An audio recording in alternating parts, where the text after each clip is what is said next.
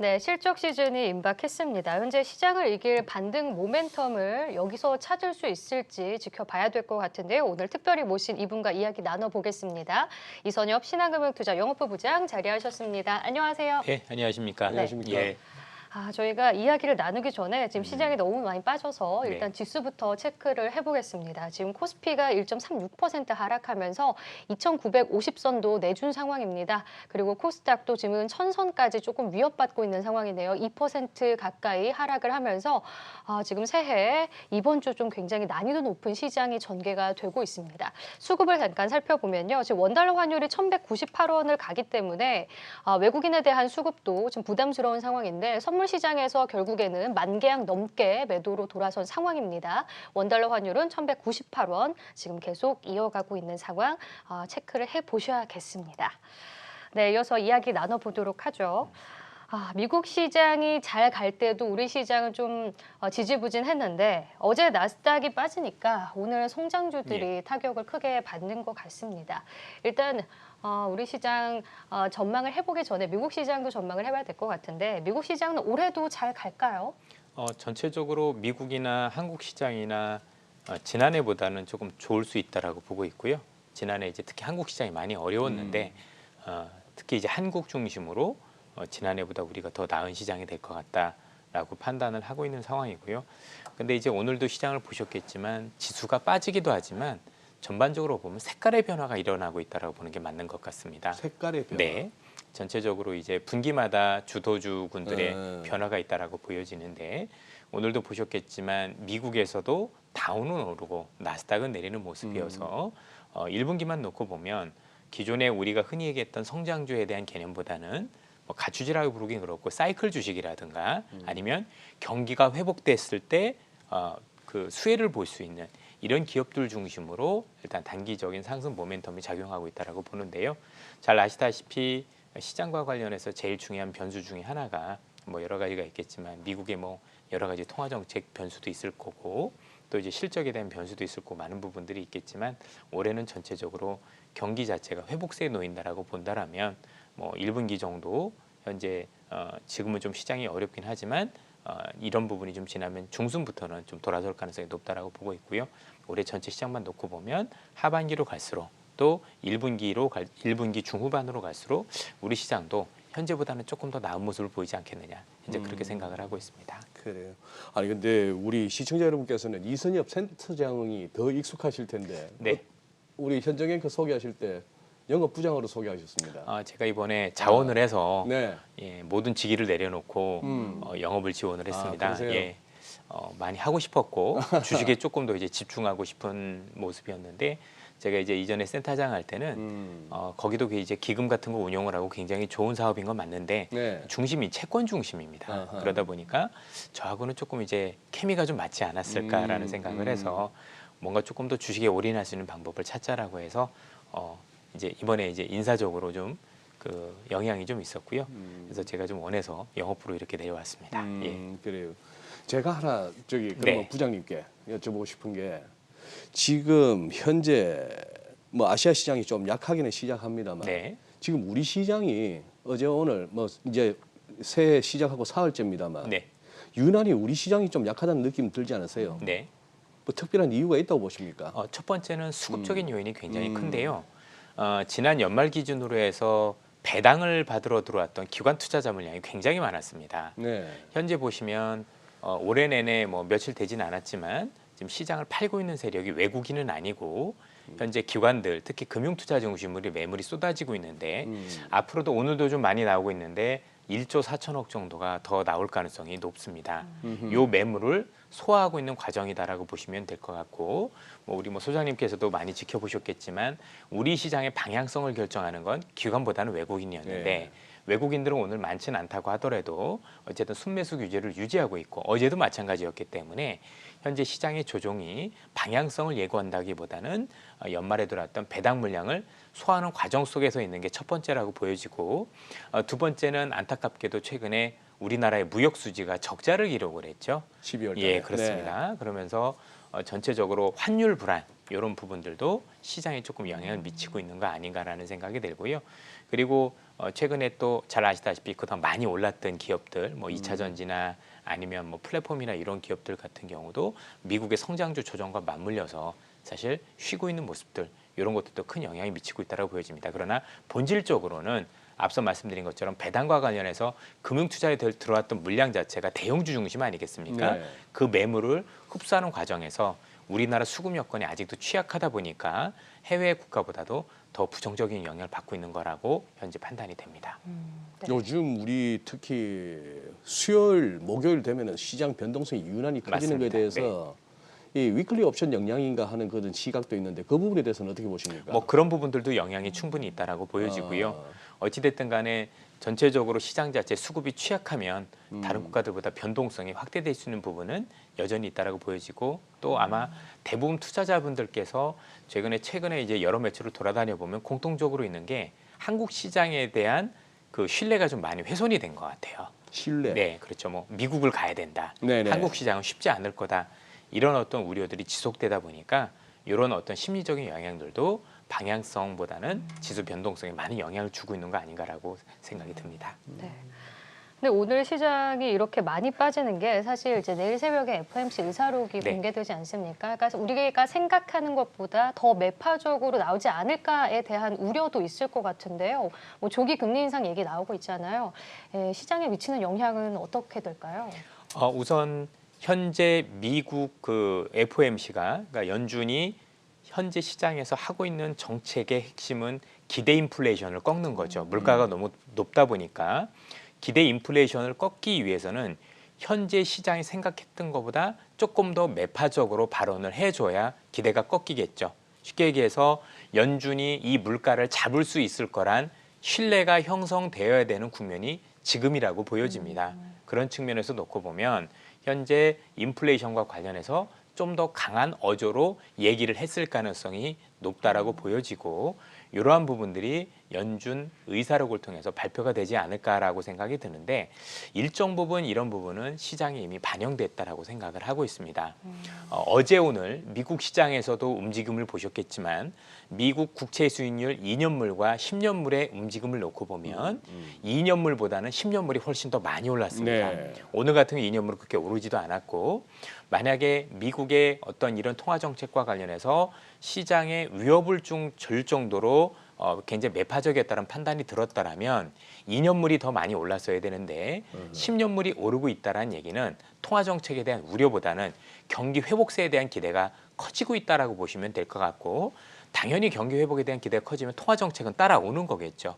그래서 통화 정책에 대한 우려가 있기는 하지만 이 자체가 시장 방향성에 영향을 준다라기보다는 전체적으로 시장의 색깔을 바꾸는 즉 이전에는 경기도 어려운데 통화 정책이 이렇게 되면 어떻게 할까에 대한 고민이 있었다라면 이제는 경기는 좋아질 것 같구나. 그래서 오늘 미국 시장에서도 오른 기업들 보면 경기가 회복될 때 좋은 기업들 예를 들면 리오프닝 관련 기업들도 많이 올랐었고요.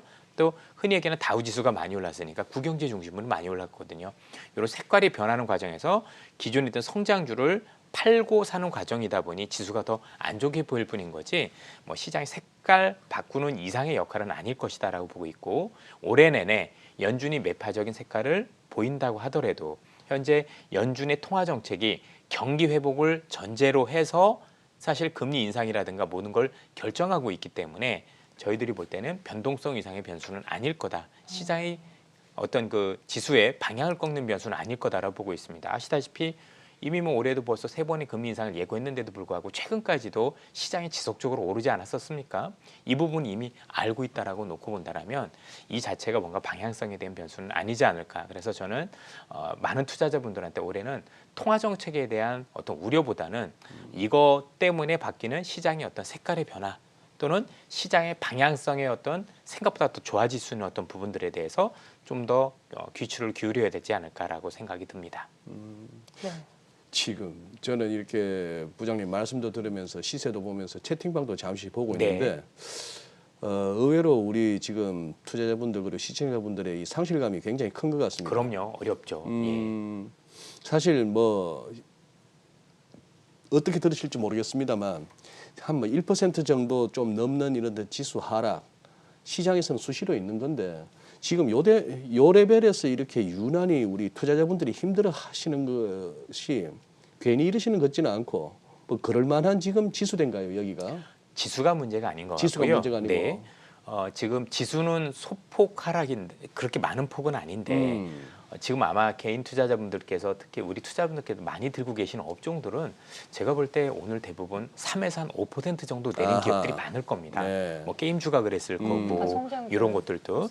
그래서 제가 볼 때도 앞서 말씀드린 것처럼 시장에 대해서 크게 신경 쓰지 말라고 말씀드린 게 지금은 내가 어떤 기업을 들고 있고 어떤 업종에 투자하느냐가 더 중요한 거지 사실 지수 보합인데 내가 가지고 있는 종목이나 기업들이 크게 하락하고 있다라면 사실 굉장히 어려운 시장이 될 수 있거든요. 그리고 그게 지난해 연말 내내까지 그랬던 것 같아요. 지난해만 놓고 보면 시장이 사실은 굉장히 변동성이 크기도 했지만 시장 변동성보다 그 각각의 국면에서 내리는 기업과 오르는 기업들 편차가 너무 컸습니다. 네. 그렇죠? 예를 들어서 지난해 하반기 때 4분기 때 같은 경우 지수는 조금 어려웠죠. 네. 그런데 이제 뭐 위메이드를 비롯해 또 관련주들은 거의 10배 가까이 오르지 않았습니까? 예. 내가 무엇을 들고 있느냐에 따라서 많이 방향이 걸렸기 때문에 올해도 뭐 저희들 지수는 박스권 전망하는 분들이 많지만 오히려 이 박스권이 더 힘든 시장일 수도 있습니다. 지수는 안 빠지는데 왜 내가 들고 있는 기업은 이렇게 어려울까? 이런 생각들이 많이 들 수 있는 게 대부분 박스권을 얘기하면 종목들이 안 움직인다라는 게 박스권이 아니고요. 내리는 기업과 오르는 기업이 편차가 커질 때 박스권 전망이 나옵니다. 오히려 뭐 내려서도 안 되겠지만 오르는 시장이 좀 더 편할 수는 있는데 이런 박스권일 때 오히려 투자자분들께서 다치시는 경우가 굉장히 많다는 점에서 지금 뭐 지수 전망과 무관하게 지금 어떤 기업을 들고 있느냐에 따라서 지금 굉장히 느끼시는 시장에 대한 체감은 제가 볼 때 극과 극을 달리고 있지 않을까라는 판단이 됩니다. 왜냐하면 오늘 오르고 있는 기업들을 들고 있는 투자자들은 많지 않을 거라고 판단이 되고 예. 주로 많이 내리고 있는 기업들 중심으로 보유하고 있을 가능성이 높기 때문에 뭐 지수가 얼마 내렸다라는 게 저희들이 볼 때는 그게 큰 의미는 없지 않게 다가올까라는 판단이 드네요. 근데 이런 분위기 1월 내내 이어지면은 LG 에너지 솔루션 아주 혼자 독박을 쓰겠는데요.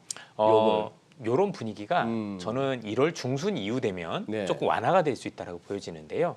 앞서도 말씀드렸지만 우선 기관이 배당받았던 이 금융투자 물량이 1조 4천억 가량 좀 남았다라고 말씀드렸는데 오늘도 한 6, 7천억 정도 쏟아내는 것 같아요. 네. 이번 주나 다음 주 정도 되면 어느 정도 이 물량이 소진된다라고 보고 그렇게 보면 기관의 급한 물량은 이미 어느 정도 정점일 가능성이 높다라고 보여지고요.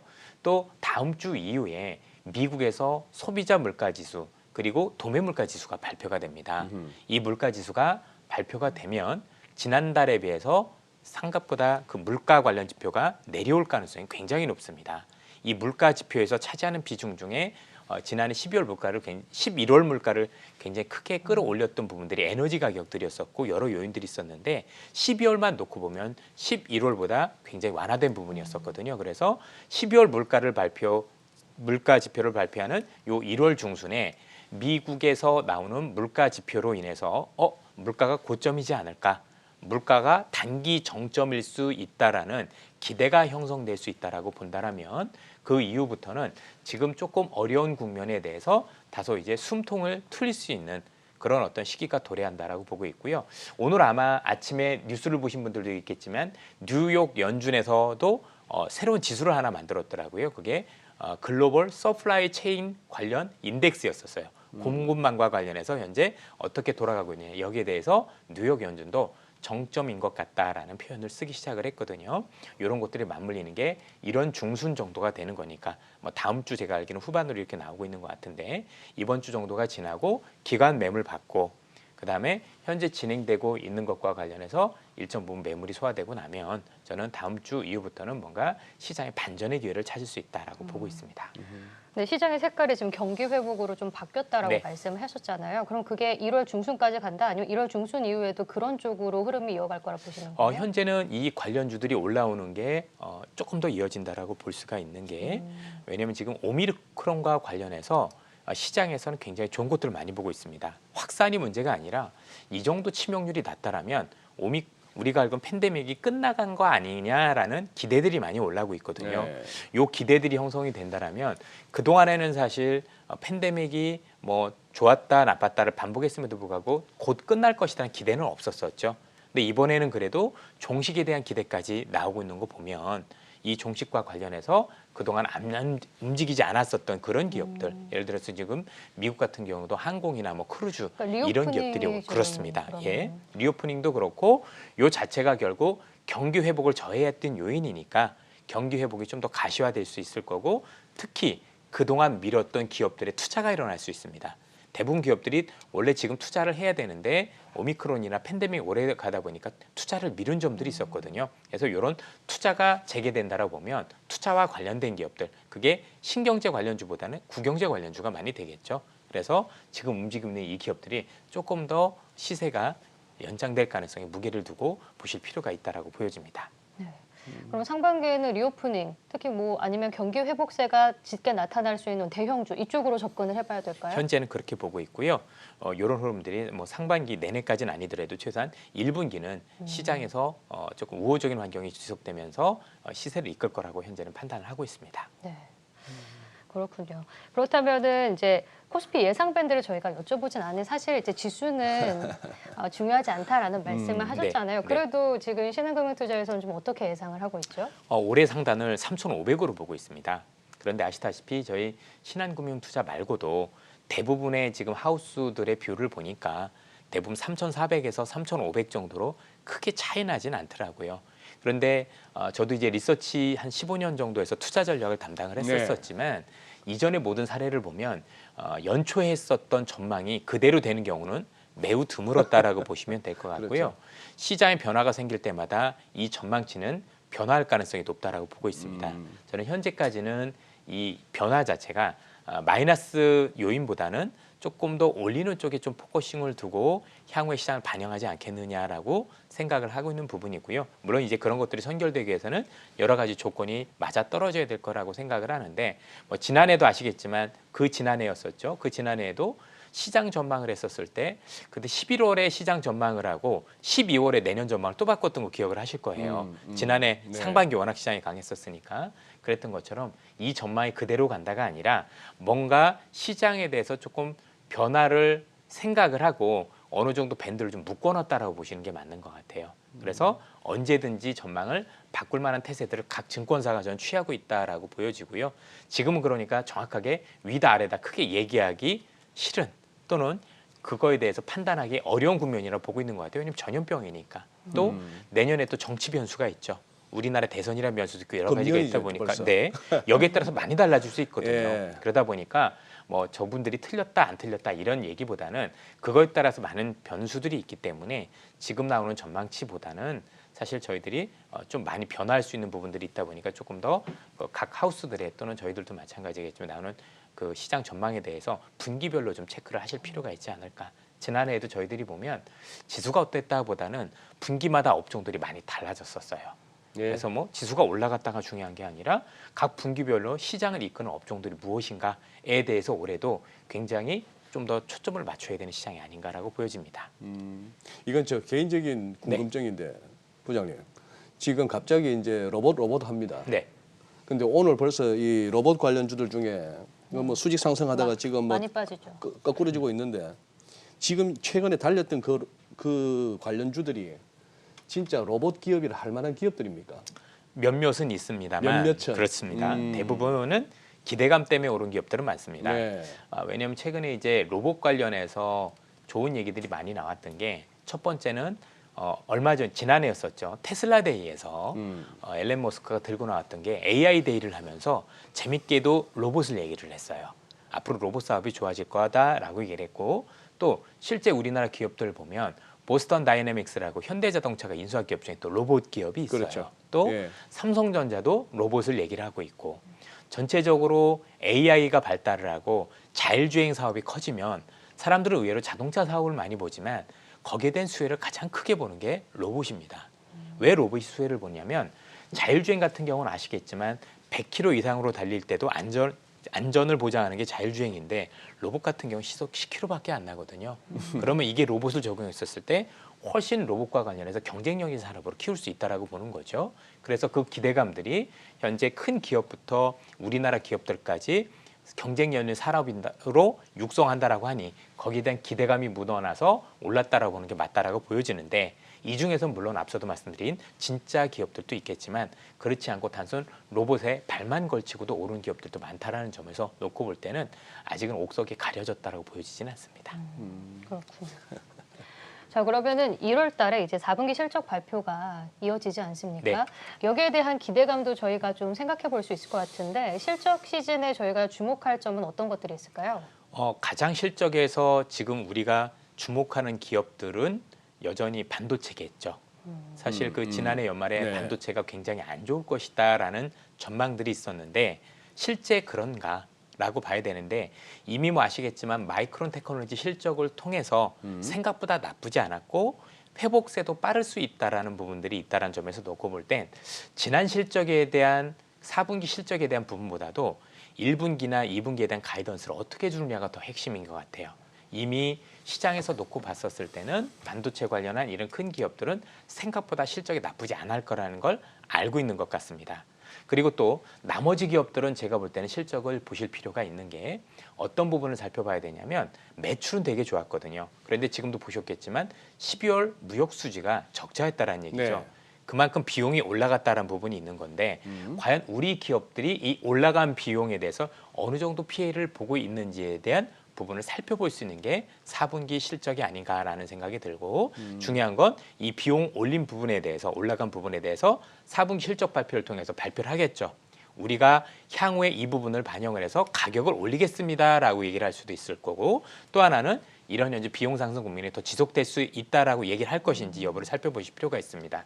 첫 번째로 비용이 이렇게 올라갔지만 비용은 대부분 상승이 피크일 가능성이 높습니다.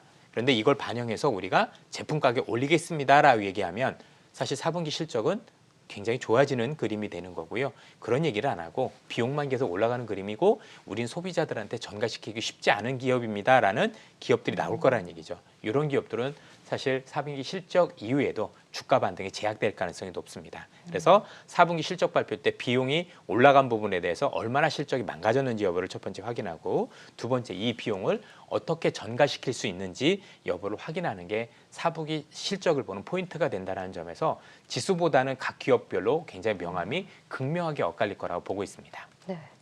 그럼 전가시킬 수 있는 기업은 사실 시멘트주도 어제 굉장히 잘 네. 갔는데 뭐 음식료나 이쪽도 괜찮지 않을까요? 좋죠. 왜냐하면 음식료 같은 경우 잘 아시겠지만 이게 정권 말기가 되면 쓱 올리는 경향들이 있거든요. 아, 그래요, 네. 또? 그리고 대부분 저희들이 음식료를 투자하다 보면 이렇게 비용이 상승할 때 사놓는 게 제일 좋은 게 어차피 농산물 가격은 나중엔 떨어지거든요. 한 번 오른 라면 가격은 내리지 않죠. 그렇죠. 한 번 오른 가격은 내리지 않는데 어쨌든 시차를 두고 원재료 가격에 빠지면 그만큼 이익이 증가할 개연성이 높습니다. 그래서 오히려 주가가 부진할 때 조금 더 싸게 산다는 개념으로 전 투자해 놓는다면 좋을 거라고 생각을 하고 있고요. 뭐 최근 아시겠지만 한전을 비롯해서 이런 전기료 관련 그런 기업들 같은 경우도 결국 올릴 수밖에 없는 입장이 돼가고 있잖아요. 네. 어차피 지금 최악이라는 걸 알고 있는 거고 오히려 이런 기업들이 지금 가장 쌀 때가 아닌가라는 역발상도 할 수 있을 것 같습니다.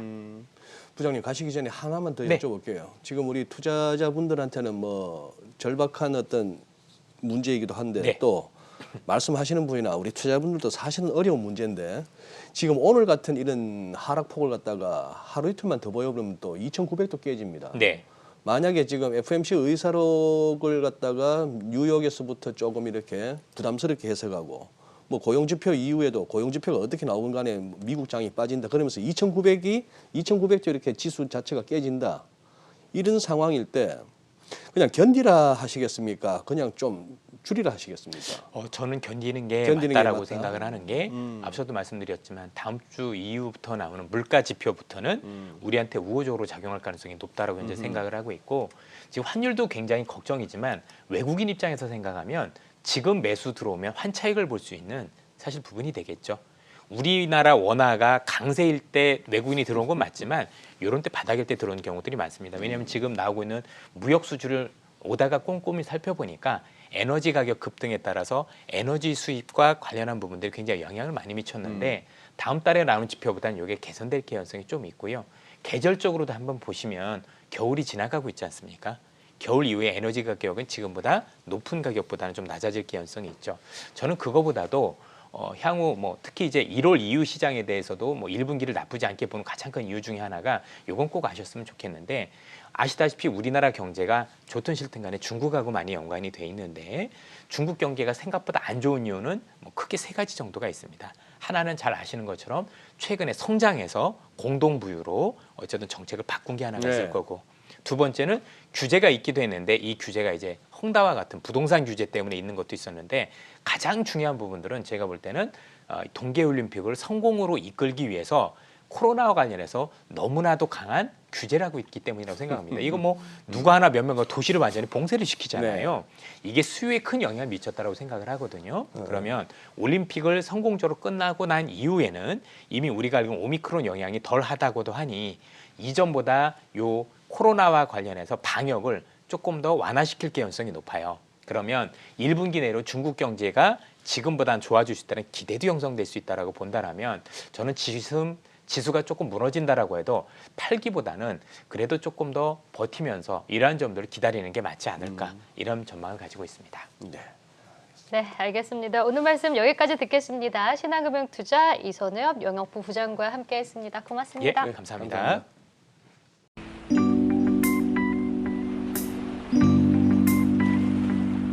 감사합니다.